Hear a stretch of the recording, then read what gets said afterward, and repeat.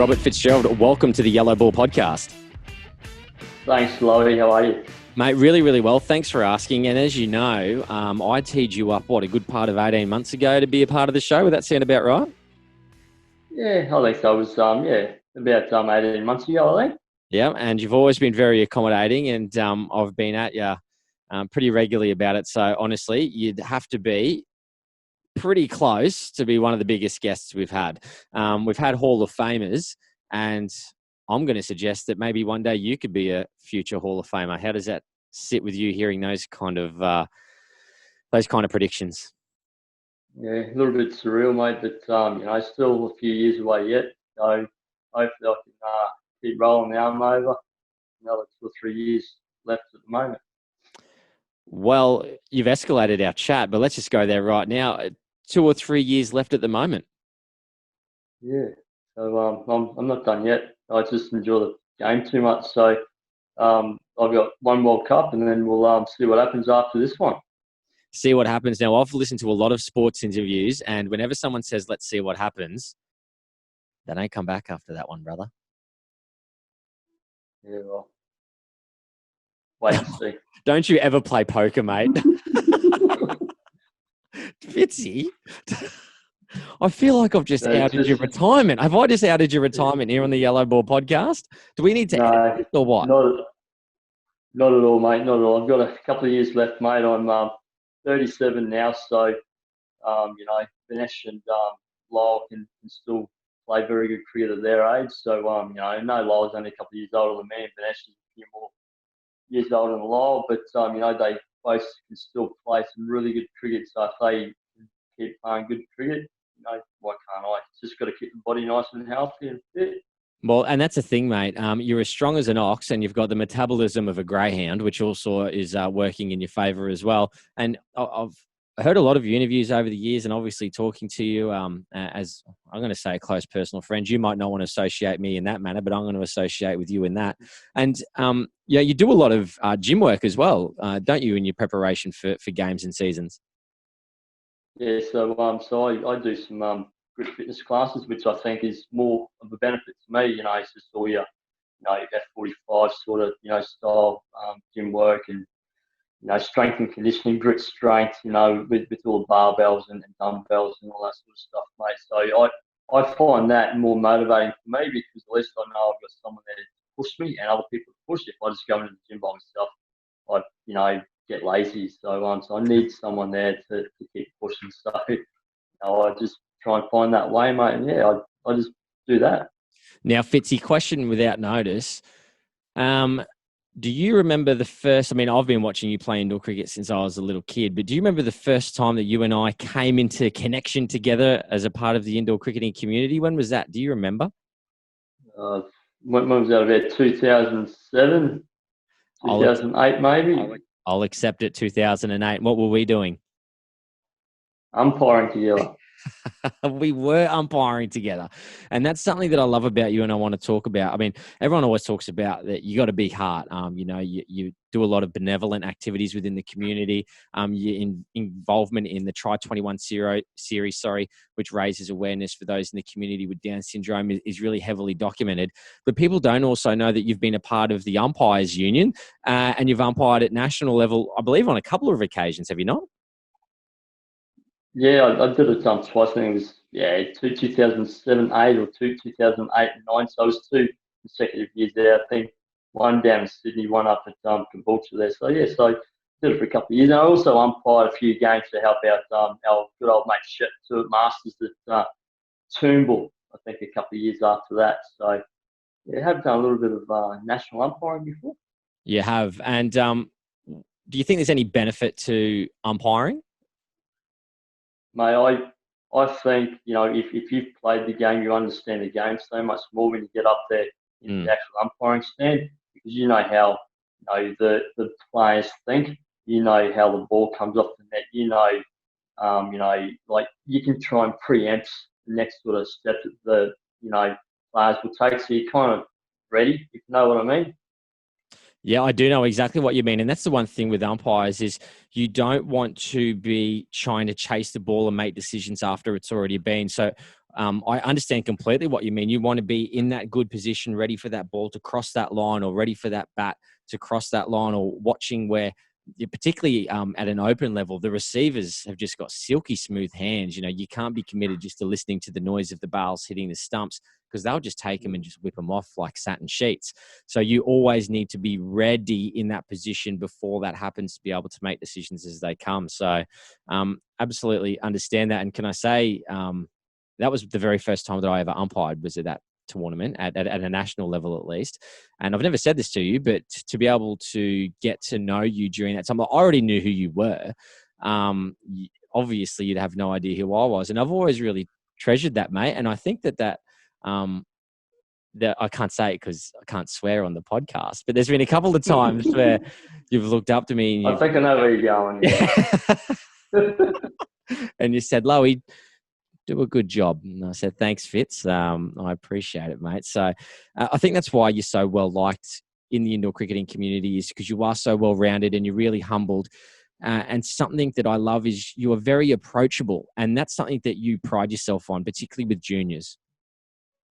Yeah, so when I was coming up through the under 18 ranks back in the late 90s, early 2000s, I found it very hard to approach the likes of Aaron Mills, Alan Wilson, all those guys that were at the pinnacle of our game in the men's comp. So to me, I want to try and break that barrier. So I put myself in front of the kids. I try and let them know that they can come to me and ask me questions whenever I'm available. I always want to try and give my time, provided, I can give them time. If not, I'll let them know that now's not the right time. Come back and see me later, or I'll try and find them.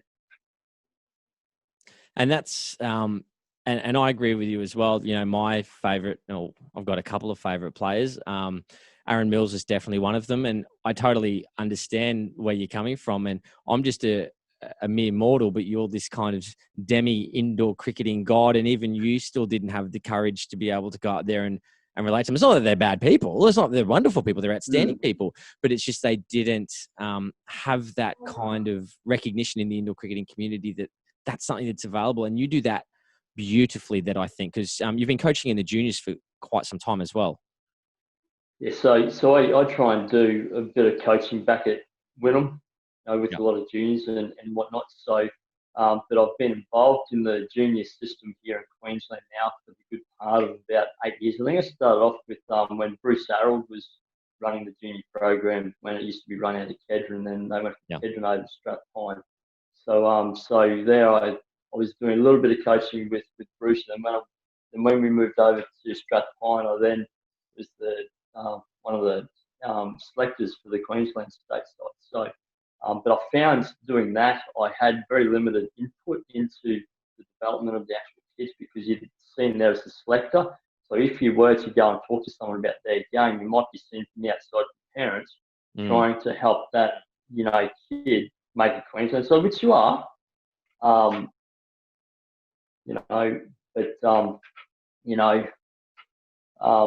yeah. So then I transitioned in, from a selection point of view to then stepping back from that to then coaching. So I value that so much more, because I can be more hands-on. Yeah. Yeah. And something that, and you touched on it as well, you're talking about some of the players that you've played with or against, and you mentioned some absolutely stellar names there. And you're talking about folks like Dion Muir, Jay Otto, those kind of players of that ilk. You're one of the players that's been with the old school, and you're also in with the new school. So tell me, if you've got an Australian side from 2004, would they beat the Australian side from 2020? I reckon the side from 2004 would probably, I would nearly confidently say that they would beat the side today. Why? It was a pretty red hot side back then. It's just the mentality of the players back then, all really, old school players, just grit, determination. And you can see that by the result that we had in the 2004 World Cup, by batting first 8 ball overs, hitting 70. Sri Lanka were 40 after 4 overs, didn't get a wicket till the 5th over, and keep them to 58, I think it was, or 56. So just the determination and the grits and, just never say die attitude. And we still have that today, but I just think that it was more prevalent back then than it is today. And so looking at young Australian players coming through, Josh Drever comes to mind instantly. I think he was Queensland Indoor Cricketer of the Year last year, debuted for Australia just recently last year in a Trans-Tasman. Believe it was a Trans-Tasman. Do you feel an onus of responsibility to not take them under your wing, but certainly teach them the ways that have gone past and to kind of pass on the baton or the flame of what it means to play indoor cricket for Australia? Yeah. I'm one of the team members in the Australian team, which is part of the leadership group. So it is my responsibility to try and take guys like Drever under my wing. Even Jamie Dina, who came in the side last year for the first time, and whoever steps foot onto the court is part of my responsibility, just to make sure that we show them exactly what it means to play for Australia. We never give up. We always fight to the end, no matter if we're losing by 15, 20 runs or if we're winning by 50 or 60 runs. You still play the game the same way you do if you're winning or losing.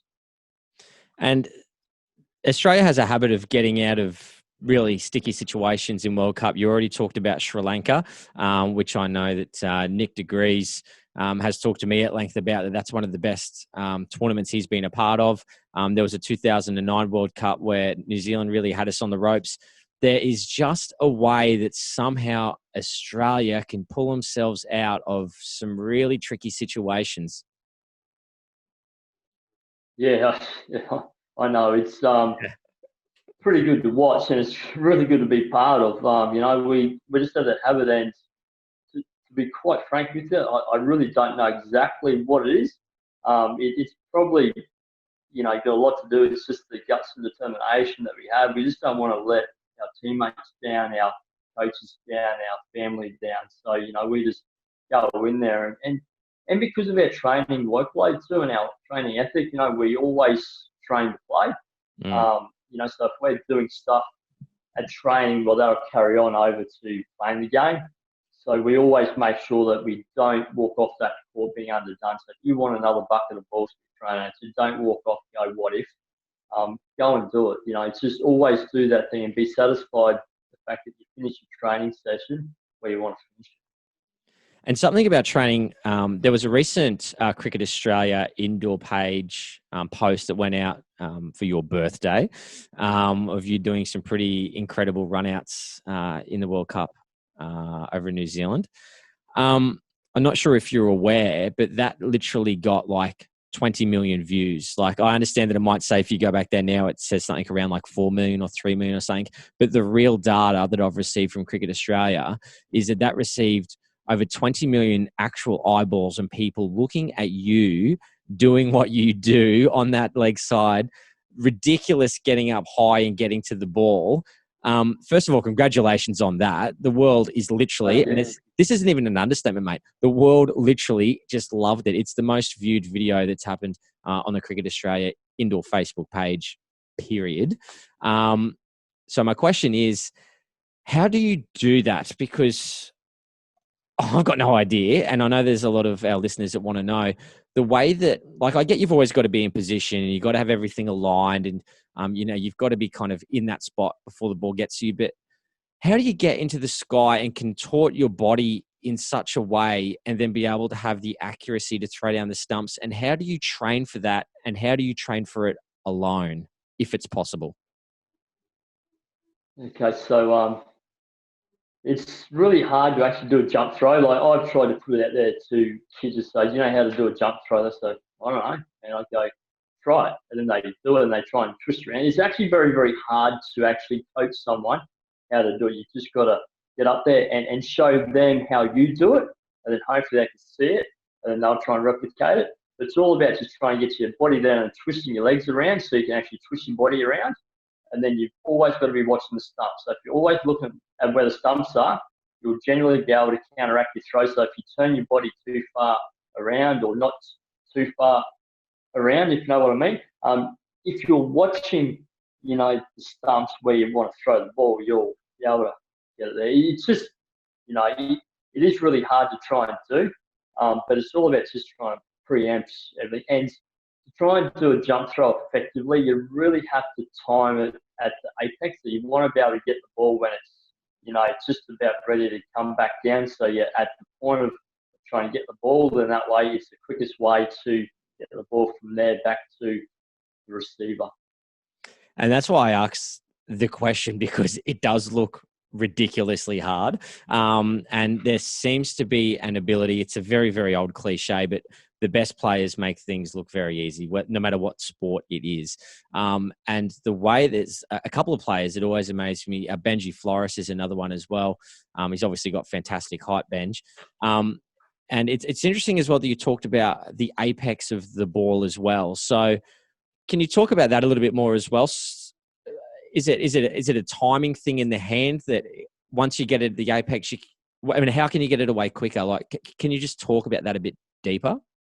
So you really have to try and time your jump, to get the ball when it's right there at the top, ready to come back down.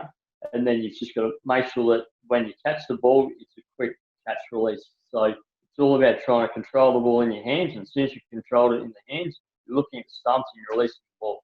So providing you've got your platform already set, so that's yourself in position before you get the ball, then everything else after that will generally take care of itself. So when you're on the ground and you get a easy ground ball off the net, you're in position with your right foot for a right-hand thrower on the ground. So you catch the ball and you pretty much look step throw. You pretty much do the same for a jump throw. So you get the ball up there and you basically twist your body, look throw. So and that way, go on. No. Continue, please. Yeah. So basically, it's the key to what I'm trying to say here is you've always got to look at where the stumps are, because you might be in a position where you're actually out of position. So if you're looking at the stumps, you'll be able to then know exactly where the stumps are and make those little minor adjustments. So that's the most important thing that you need to do, is you always need to look at where the stumps are. So there it is. I know that we've got a lot of junior viewers that listen into the podcast and they listen to folks like yourself. And there was a real need last year that we received a lot of feedback that they wanted more on skills and techniques. And I've asked you that question specifically because, in my opinion, nobody does it better. And according to the opinion on people on planet Earth, nobody does it better as well, to the viewership that you received. So if you're listening at home, whether you are young or young at heart and you're keen on your indoor cricket, you've just heard all the tips there, and it is outstanding what you do. Does that mean there's no real self-preservation for your body? Like, you land like a cat, and to be honest, you land like a butterfly with sore feet, mate. You just kind of parade down onto the turf and away you go again. So are you thinking about your landing at that time as well? Because surely there's too much going on. You just get up there and get it done. If you come down at the wrong angle, it's just tough luck. But I will add, though, that another key fundamental to fielding, though, is you always have to try and catch the ball with two hands, though. I see time and time again that people think the quickest way of getting the ball is one hand. Well, it might be because your reach is a little bit further than that of two hands. Yeah. But you've only got a 50% chance of getting the ball all the time. So, yes, it's good. It looks fantastic when it comes off, but how often does it come off? So, I'd rather have someone catch the ball two hands, deliver the ball 99% of the time, than someone that goes out there, tries to do it one hand and does it 50% of the time. So the lesson is 2 hands for beginners, 2 hands for veterans. Exactly right. Always 2 hands, unless you cannot physically get 2 hands to the ball, right? And then you can only go with 1 hand, and that's when you go with 1 hand. I'll take that under advice. I want to know about your goals. A lot of people, when they talk to you, talk about the things that you've achieved, and you've achieved so much. And I didn't want to get bogged down in that too much because it's been done before. I want to know what is next for you, because you're a very driven person and you're a very focused person. I don't come across, even inside indoor cricket and outside of our community, you've got a real steel focus. And there's only maybe 5 people in my life that I've ever met that have that kind of discipline. So I want to know, what are your goals and what's next for you in indoor cricket? Okay, so basically my eyes on the next World Cup, which is now next year. Yeah. So I've got one eye there, but obviously before all that happens, I've got to get myself ready for nationals and perform well at nationals before I get selected into the Australian side. So, first and foremost is you always try and do the best you can for your home centre. I should start with, so you play well at NICL level, then you play well at what we have here in Queensland, zone titles, to then get selected. So you trying to tick off all those boxes first before you can get to the Australian level. So hopefully I can tick off all those boxes, but my ultimate goal is next World Cup. And then we'll just have to wait and see what happens there. I'm still enjoying the game so much slower, so I'm still enjoying the game and my body's in peak condition at the moment. I'll keep playing. Like people like Josh Streever and, Kieran Perkins and, all these other young guys coming up through the ranks. Matty Flores, they're the ones that keep me in check. They're the ones that push me, because I don't want those guys, getting on top of my mantle anytime soon. So, if I'm still mixing it with the best and enjoying what I do, which I do, I'll keep playing another, 2, 3, 4 years. So the next World Cup will be the last time we'll see you in an Australian jersey. I'll reconsider after the next World Cup. You just never know if I'm enjoying it. Fantastic. If I think it's time to leave, I might do that. If I think my body's not up to it, or if I'm, my performance is dropping, to that below Australian level standard, then I'll reconsider. But I'll just take it one step at a time. Now I'm closer to the end now than I was at the start, so I'll just have to take it year by year from now. You remind me of Cameron Smith, to be honest with you, Fitz. Do you know what I mean? He's like the old fox, and he's still at the top of his game. Like, do you know what I mean? He's going to get selected in any team that ever comes along. People look at him, it's like, oh, he's been around for a little while. But the guy is so darn good, you just don't want him to go away. And I think that you're the same. And even Cam Smith, he's in peak physical condition. Everything's good about him. The birth certificate that was printed a while ago, we'll turn it into a paper airplane and throw it out the car window, because it really means nothing. So you're listening to your body. And from what you've told me, it's just not acceptable for you to not be at the standard of a top flight Australian indoor cricketer, and you just won't accept anything less than that. Yeah, exactly right. Like, if you're really enjoying the game, you play so much better. Like, I used to always dwell on, bad performances, then that led to, not enjoying the game. And this happened, 6, 7, 8 years ago. So, I had to really change my mental side of things and think about things differently. And whatever happens now. So I go out there with a good, focus on each game that's in front of me. But I go out there to go into battle and to enjoy that battle. So I do really enjoy going out there, opening the batting for Queensland. I just love that challenge. So yeah, I'll just be doing that for as long as I can. Well, mate, from a Queenslander, I'm a Queenslander. I'm not afraid to admit it. From our perspective, mate, I don't want you going anywhere. And from an Australian perspective, I certainly don't want you going anywhere. And from a broadcast and commentary perspective, when it's the highlights reel, mate, you feature in it more often than not. So I certainly hope you are sticking around for quite some time to come. I won't keep you for too much longer, mate, because I know you've got a lot going on. A couple of things I just want to know. When I'm not commentating, I'm usually having a couple of David Hasselhoffs, a couple of, a couple of tins. Yeah. Enjoying myself. That really surprises me, mate. Edit. Look, mate, I love having a good time. I'm a party boy. Do you know what I mean? I know what you mean. Yeah, I love getting amongst it. And I love watching indoor cricket. Can you ever hear the crowd? Like, I know indoor cricket centres are usually made out of metal-clad tin, and it's pretty noisy in there. It's not pretty noisy. It's extraordinarily noisy. But do you ever actually hear what's going on? Like, can you hear us?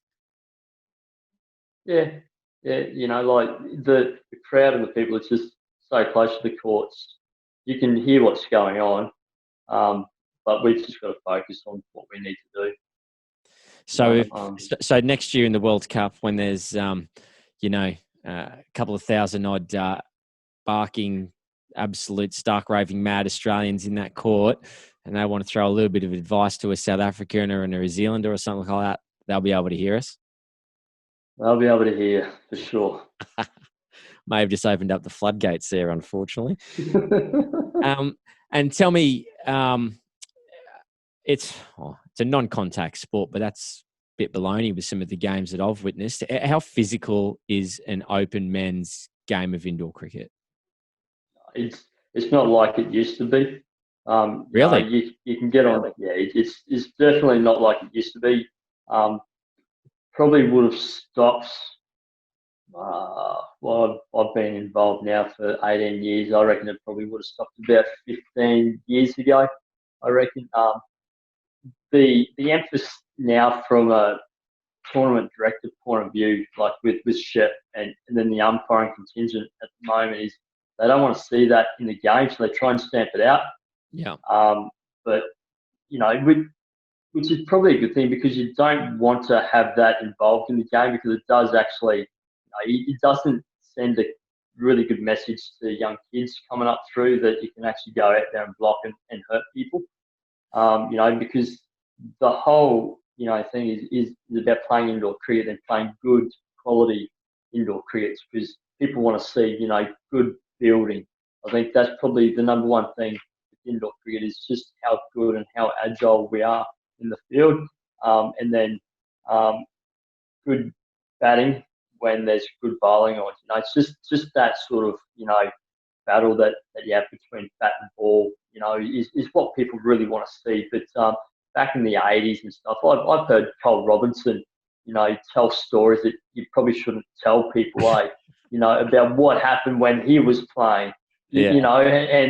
And then the umpire does nothing about it, because it was never ever stamped out back then. But that's what the game was like back in the 80s and to some extent the early 90s.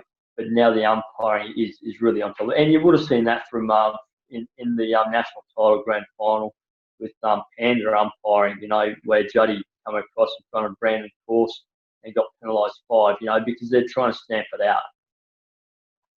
Yeah, that is, as you'd know, as a national umpire as well, and it's probably why you've got a deeper insight than most, that yes, the umpire's job there is to make correct decisions, but it is also to separate the two teams. That's where, getting the batters in the huddle was, that's also well and truly out. Sometimes people would crowd around the batter and they're in the washing machine a little bit there, and that's kind of gone, and doing huddles on the pitch. They've got to get off to the side. And even way back in the day, when there was no exclusion zones, where you could literally field as close as you wanted to. That obviously went the way of the dodo.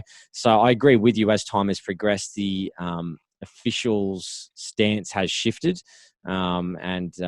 Safety of the players has become more paramount. But from what we can tell from an outsider's perspective, mate, it seems pretty tough out there still, if you may. Yeah, every time you play against the Victorians, you always know something's going to happen. It's just the Ross Gregory mentality, I think. Yeah. Ross is always and he's always trying to make sure he can always push the boundaries of the umpire. So and that's what you got to do as coaches and as players. So you also have to try and find out where the line is in the sand from a umpire point of view. And then if you can go that far, you'll keep doing it until another umpire comes along, and then you just can't do it. So, that's just part of playing sport. You're always trying to push the boundaries.